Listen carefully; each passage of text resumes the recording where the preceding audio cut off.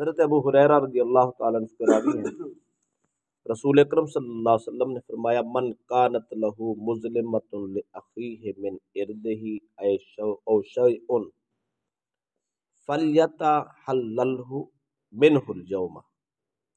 رسول اکرم صلی اللہ علیہ وسلم نے فرمایا کہ جس شخص کا اپنے مسلمان بھائی پر کسی قسم کا کوئی ظلم ہو، عزت و آبرو کے حوالہ سے ظلم ہو یا کسی معاملات میں کسی صورت میں ظلم ہو، اس شخص کو چاہیے وہ اس وقت سے پہلے توبہ کر لے جس وقت اس کے پاس نہ دینار ہوں گے نہ درہم ہوں گے۔ اس کا معنی ہے دنیا میں ہی اس کو مرنے سے پہلے اپنے ظلم کی معافی مانگ لینی چاہیے، مرنے کے بعد کچھ بھی پلے نہیں۔ اگر فرمائے ان کان لہ عمل صالح اخذ منہ بقدر مظلمتہ، سرکار دو علیہ وسلم نے فرمایا اگر مرنے کے بعد وہ ظلم چکانا پڑا پلے تو کچھ ہوگا نہیں، مال تو دنیا کا رہے گا نہیں، تو پھر دو صورتیں ہوں گی، اس کے پاس نیکیاں ہوں گی تو نیکیاں اس مظلوم کو دی جائے گی، پھر بھی بہت بڑا نقصان ہے۔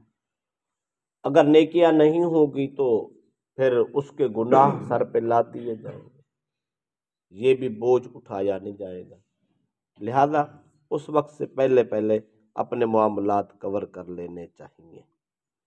اس کی جو تشریحات مفتی صاحب نے لکھی ہے وہ کچھ یوں ہے، وہ فرماتے ہیں کہ رسول اکرم صلی اللہ علیہ وسلم نے فرمایا ہر ظالم کو اپنے مظلوم سے مرنے سے پہلے معافی مانگ لینی چاہیے، کیوں؟ اس لیے کہ مرنے کے بعد کوئی درہم نہیں، کوئی دینار نہیں، کوئی مال نہیں، کوئی جائیداد پاس نہیں ہوتی۔ بھی دنیا میں اگر کوئی آدمی کسی کا مال مارے تو مال کے بدلے مال دے کر وہ معافی مانگ سکتا، کوئی کسی کی عزت لوٹے تو اس کے سامنے زاری کر کے ہاتھ جوڑ کے معذرت کر کے اپنا خمیازہ بھگت سکتا ہے۔ تو اس کو چاہیے وہ دنیا میں جو ہو سکتا ہے جیسے ہو سکتا ہے مرنے سے پہلے اپنا حق ادا کر جائے، معافی تلافی کرا جائے، ورنہ کیا ہوگا؟ فرماتے پھر یہ ہوگا اب دنیا کا اگر مال نہیں ہے تو پھر کیا دیں گے؟ کچھ پلے ہی نہیں ہے۔ اس پر ایک تبصرہ مفتی صاحب نے لکھا ہے، اگر کوئی آدمی اپنا معاملات حل کرنا چاہے، معافی مانگنا چاہے، اس کی چند صورتیں ہیں۔ پہلی صورت یہ اگر کسی آدمی کا تم پر قرض ہو، اس کو قرض واپس لوٹائے، قرض واپس لوٹائے بغیر معافی نہیں ہوتی۔ دیکھیں اگر کسی آدمی کو آپ نے قرض دینا ہے، وہ بندہ خود مر گیا ہے، تو اب کیا کریں؟ اس کے ورثاء کو دیں۔ اگر ورثاء کا علم نہیں پھر اس آدمی کے نام پہ خیرات صدقہ اور ایثار ثواب کر دیں، لیکن اس کے ساتھ ساتھ اس مرنے والے مظلوم کے لیے ساری زندگی بخشش کی دعا بھی کرتے رہیں تاکہ اس کی روح تم پر کہیں خوش ہو جائے، تب یہ معاملہ حل ہوگا، ورنہ نہیں ہوگا۔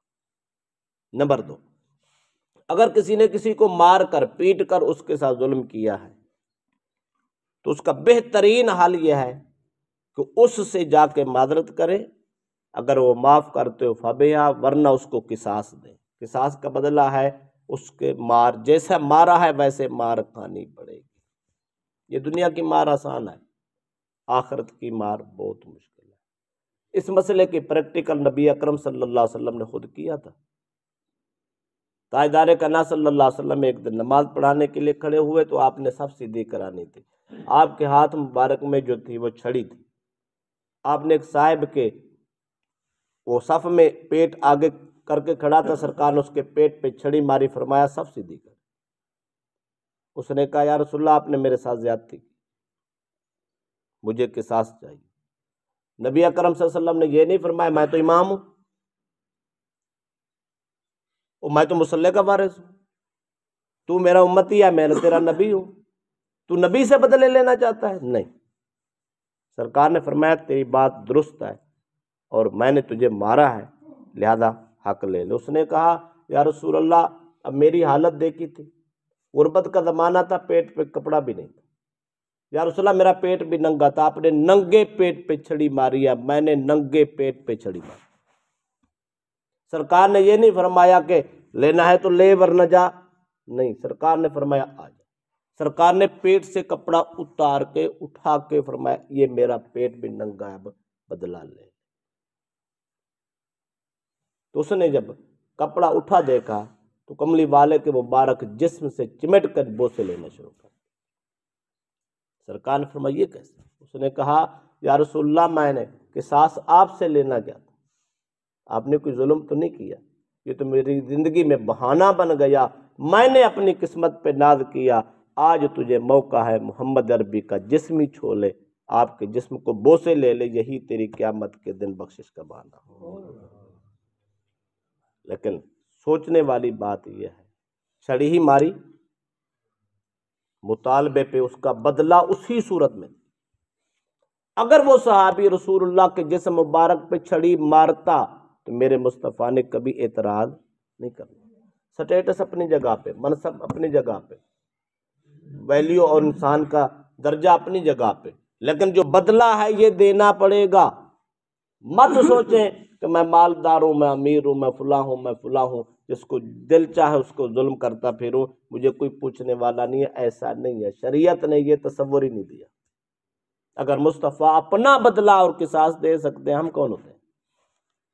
لہذا چھوٹا بھی ظلم کرنے والا ہے اس کو بھی بدلہ دینا چاہیے، بڑے ظالم کو بھی بدلہ دنیا میں دے دینا چاہیے، یہ پھر بھی آسان ہے اور بڑا ہی آسان ہے۔ قیامت کے دن بدلہ دینا بہت مشکل ہوگا۔ تیسری صورت یہ ہے،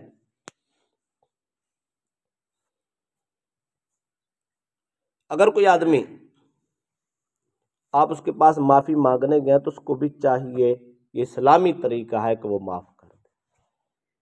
اگر معاف نہیں کرے گا تو پھر آپ کو معافی نہیں ملے گی۔ اللہ بندوں کے حقوق کبھی معاف نہیں کرے، اپنے حقوق اس کی مرضی ہے، وہ معاف نہیں کرے گا، یہ بھی ہمیں تصور میں رکھنا چاہیے۔ اس کا پہلا نظام عدل ہے، جیسا کرو گے ویسا بھرو گے۔ اس نے سزا مقرر کر رکھی ہے، سزا ہی بھگتنی ہے۔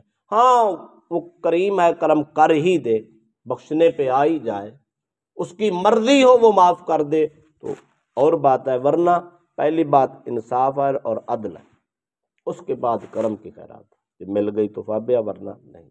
تو سرکار دو علیہ وسلم نے فرمایا دنیا میں رہتے رہتے جب تمہارے پاس مال ہے، جائیداد ہے، جان ہے، شعور ہے، معافی مانگ لو۔ اگر مر گئے نہ درہم ہوں گے، نہ دینار ہوں گے، نہ قرض دینا ہوگا، نہ دے سکیں گے تو بہت بڑی مشکل ہوگی۔ رہ گئی اگلی بات، اگر مر گئے بغیر توبہ کیے، بغیر معافی مانگے تو کیا ہوگا؟ بھئی قیامت کا جب دن ہوگا، میدان حشر سجے گا تو ہر ایک کو اپنا اپنا حساب دینا ہوگا۔ اس وقت حالت یہ ہوگی، مظلوم اکٹھے ہو جائیں، وہ کہیں گے یا رسول اللہ، یا اللہ ہمیں بدلہ دیا جائے۔ تو بدلہ کیسے دیا جائے گا؟ دو صورتیں ہیں۔ اگر وہ ظالم نیک بھی تھا، کہیں ظلم بھی کرتا تھا، نماز بھی پڑھتا تھا، ظلم بھی کرتا تھا، حج بھی کرتا تھا، لوگوں کے ساتھ زیادتیاں بھی کرتا تھا، اور ساتھ ساتھ تسبیحاں بھی تھا، اگر اس کے پلے نیکیاں ہیں، روزے ہیں، زکوٰۃ ہے، صدقات ہے، خیرات ہے، ذکر فکر چلے ہیں، ساری چیزیں موجود ہیں، ادھر سے ظالم بھی ہے، تو پہلا طریقہ کار یہ ہوگا اس کی نمازیں، اس کے زکاتیں، اس کے حج، تسبیحاں، یہ ساری عبادتیں اس مظلوم کو اس کے بدلے میں دی جائیں۔ چل بھی تو اپنا حصہ لے، کیا خیال؟ بھائی وہاں نیکیاں دینی پڑیں۔ پہلے نمازوں کی حالت نہیں ہے ہماری، اگر یہ نمازیں ہی کسی کو گالی کے بدلے میں دینی پڑی، پہلے تو خیرات کرنے سے ہاتھ تنگ ہے، اگر کوئی چھوٹی موٹی کر بھی دی ہے، اگر یہ ہی کسی کے معاملے میں چلی گئی، او بھائی کتنے حج اور عمرے ہم لوگوں نے کیے ہیں، خدا جانے وہ بھی قبول ہے یا نہیں ہے۔ مفتی صاحب نے ایک بات لکھی ہے، میں آپ کو پڑھ کے بتا دوں۔ مفتی صاحب نے فرمایا کہ 3 پیسے قرض کے بدلے 700 باجماعت نمازیں اس کو دی جائیں 3 پیسوں کے بدلے میں 700 نمازیں باجماعت. ایک اور بات سنیں، قیامت کے دن نمازیں وہی گنی جائیں گی جو مقبول ہوں گی. اگر یہاں ہم نماز بھی پڑھیں باجماعت بھی پڑھیں، اگر قبول نہیں تو وہاں تو کچھ نہیں ہوگا، کھاتا تو خالی ہوگا، رجسٹر پہ تو وہ لکھی نہیں جائے گی. باجماعت 700 مقبول نمازیں قیامت کے دن اگر ہمارے کھاتے میں لکھی ہوں گی، 3 پیسے قرض دینے والا آدمی 700 نمازیں دے کے جان چھڑائے گا. کیا خیال ہے؟ زمینوں پہ قبضے کرنے والے کا کیا بنے؟ کروڑوں روپے کے بدلے کیسے دیں گے؟ کس نے کی سے دیں؟ جائیدادوں پہ قبضے کرنے والے کا کیا بنے؟ ظلم کرنے والے کا کیا بنے؟ بیٹیوں کے حق کھانے والے باپ بدقسمت کا کیا بنے گا؟ بہنوں سے تحفے لے کر زمینیں اپنے پاس رکھ کے فرے کر دینے والے کا کیا بنے گا؟ تو بھائی حقوق العباد کا بدلہ دینا بہت مشکل ہے. صرف 3 پیسے کے بدلے 700 باجماعت مقبول نمازیں دینی پڑیں، ہمارے تو پلے پہلے کچھ نہیں ہے تو کیسے؟ یہ بات نہیں ہے سر، یہ محمد عربی کا درد ہے جس امت کو سرکار نے دے دیا. او بھائی بہت مشکل کا. آج لوگ کہتے ہیں کس نے دیکھا ہے قبر، کس نے دیکھا ہے حشر؟ دیکھی جائے گی بابا، دیکھی نہیں جائے گی. مصطفیٰ نے کھول کے سب کچھ دکھائی تو دیا ہے، اور کیسے دیکھنی ہے؟ تو اس لیے ہمیں اپنی نمازیں بچانی ہے بھائی. دوسری صورت، اگر اس کے پلے پیسے ہی نہیں ہیں، اس کے پلے نیکی ہی نہیں ہے، کچھ بھی نہیں ہے، کیا کرے گا؟ تو تاجدار کائنات صلی اللہ علیہ وسلم نے خود فرمایا وَإِن لَّمْ تَكُن لَّهُ حَسَنَاتٌ، اگر اس کے پلے حسنات نہیں ہیں، نیکیاں نہیں ہیں، تو اُخِذَ مِنْهُ بِقَدْرِ مَظْلِمَتِهِ، جتنا ظلم کیا تھا مظلوم کے گناہ اٹھا کر وہ بوجھ ظالم پہ لاد دیا. اس کی 2 صورتیں، یا تو جو مظلوم کو سزا ہونی تھی نا اپنے جرموں کی، جب جرم اس کے کھاتے میں آ گئے وہ سزا یہ بھگتے گا. یا دوسری صورت یہ ہے وہ جو ظلم ہوں گے ان کو اللہ پاک ایک جسم دے گا، وجود دے گا، وزن دے گا، وہ سارے اٹھا کے ظالم کے کندھوں پہ رکھ دیے جائیں. تو بھائی اس دن تو اپنے نہیں اٹھائے جائیں گے. اگر مظلوم کے گناہ بھی ہمارے سر پہ آ بیٹھے، ہم نے کیسے اٹھانا ہے؟ کیا اس کی صورت ہوگی؟ کیسے ہم اس کو نبھا پائیں گے؟ کیسے وہ وزن اٹھا پائیں گے؟ کیا خیال ہے؟ اگر بعض اوقات ایسا ہوتا ہے نا کسی پہ وزن جی نہیں میں نہیں اٹھا سکتا، جی میں نہیں اٹھا سکتا، یہاں تو نہیں اٹھا سکتے، بھاگ گئے. قیامت کے دن تو بھاگنے والی صورت نہیں ہوگی. ہم تو یہ کہہ نہیں سکیں گے جی میں تو اٹھا ہی نہیں سکتا، میں تو بوڑھا آدمی ہوں، میں کمزور ہوں، میرے اوپر اتنا وزن لادا جا رہا ہے. وہاں تو حکم خدا ہوگا، لاد دو، لادا جائے گا. بھائی اٹھانا ہی پڑے گا. جب اٹھانا پڑے گا تو ہم پھر یہ ساری باتیں سوچ لیں ہم کتنا وزن اٹھا سکتے ہیں. ایک اور بات بتاؤں، اگر کوئی آدمی زمین کسی کے قبضے میں لے لے، جبرن کھولے، مثلا اگر 1 فٹ زمین اس نے کھولی ہے تو 7 طبقوں تک ساری زمین اٹھا کے قیامت دن اس کو پلا دی جائے. مت سوچیں کہ یہ 5 کلو وزن بنتا ہے، 10 کلو وزن بنتا ہے، نہیں. جہاں تک زمین کا تعلق ہے وہ سارا حصہ اس کے سر پہ لاد دیا جائے. کتنی وزن اٹھا سکتے ہیں؟ جتنے ہم وزن اٹھا سکتے ہیں اتنا ظلم کرنا چاہیے، جتنی سزا بھگت سکتے ہیں اتنے معاملات کرنے چاہیے. ورنہ قیامت کا دن بہت مشکل ہوگا.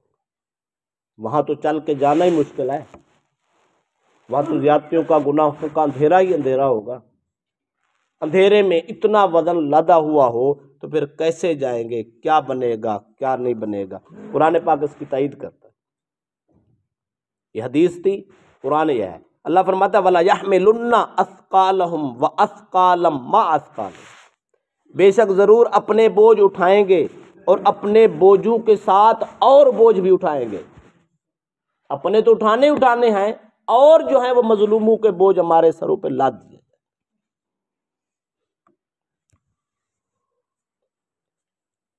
کوئی آدمی کہہ سکتا ہے قرآن پاک میں تو ایک اور حکم بھی ہے، لا تزر وازرۃ وزر اخری، کوئی بوجھ اٹھانے والی جان دوسرے کا بوجھ نہیں اٹھائے گی. یہ رضامندی کا بوجھ ہے۔ اس آیت میں ہر بندہ اپنا بوجھ اٹھائے گا، یہ رضامندی کا ہے۔ قیامت کے اندر رضامندی والا نہیں ہوگا، بھئی وہاں تو جبران حکم ہے، حکم خدا ہے، بھئی دینا ہی دینا ہے، لہذا اٹھانا پڑے گا۔ خدا ہمیں اتنے ہی معاملات کرنے چاہیے، اتنے حالات پیدا کرنے چاہیے جو ہم یہاں بھی اچھے طریقے سے نبھا سکیں، وہاں بھی اچھے طریقے سے نبھا سکیں، ورنہ بہت مشکل ہوگا اور وہ وقت ہم سے